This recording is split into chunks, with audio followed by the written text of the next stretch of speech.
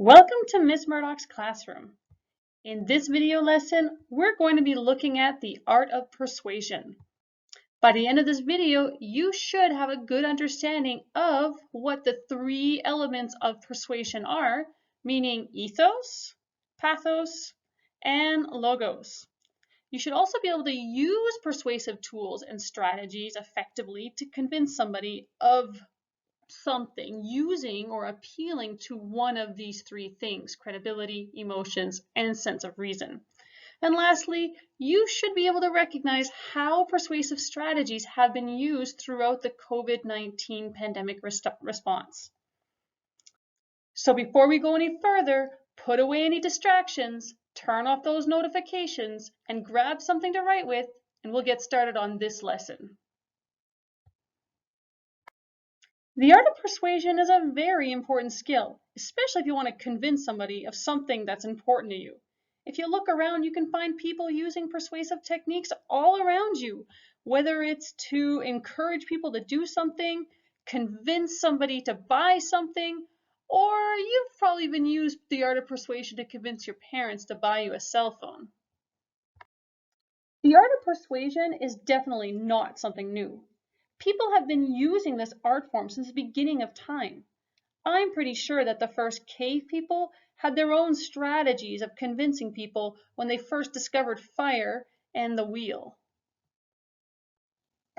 Do you remember this guy?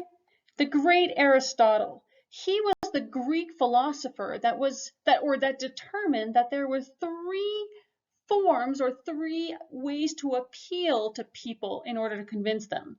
He coined the terms ethos, pathos, and logos.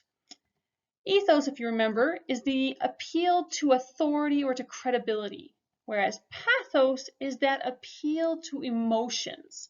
Logos, finally, is the appeal to logic and reason. Now, each of these strategies or each of these appeals have their own set of strategies, and they can be effective on their own. But what we find is that they're even more convincing, or people are more persuasive when we combine all three, or as many of them as you can. Choosing what strategy to use really depends on who your audience is. Once you figure out who your audience is, then you can get to work trying to figure out what strategy will appeal to them or work the best on them.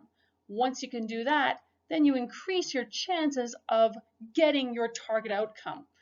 Now, keep in mind, if you're able to subtly weave in strategies that touch on ethos, pathos, and logos, or that appeal to these three areas, then you're likely to increase your chances of convincing your audience of your message or your end purpose.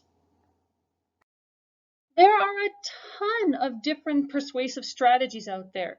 Take a minute, pause the video, and try to list a few that you remember from class. Did you do that? How many were you able to come up with? Here's what I came up with. Loaded words or emotional words, words that directly target an audience, like saying things like you, or sometimes just including yourself, like we should do this to rally the group. Repetition, especially the rule of three, super effective in speeches. Exaggerations or hyperboles. Facts, rhetorical questions, remember to answer the question, so hopefully to guide your audience. And the list goes on. Take a minute and look over this list because they'll be helpful for you later on in your skill builder activities. So let's take a moment and look at why it's important to appeal to your audience. Now, if you wanted to convince your parents to let you go out with your friends, a celebrity endorsement from, let's say, Celine Dion, well, that probably won't be too convincing. But an endorsement or an encouragement from, let's say, Dr. Arruda, well, that might have a little more power, and you might increase your chances of being allowed out. If you want to see persuasive rhetoric in action, check out some of the recent ads that have come out since the start of the recent COVID-19 pandemic. Team Canada has put out ads, Nike has put out ads, and even Quebec has taken advantage of some of its local celebrities to encourage the public to stay safe and to wash their hands. I'll add links to these advertisements in our Edmodo group and in the notes section in this YouTube video. So be sure to check them out. So there you have it, the art of persuasion in a nutshell. If you have any questions, be sure to get in touch with me through one of our online platforms.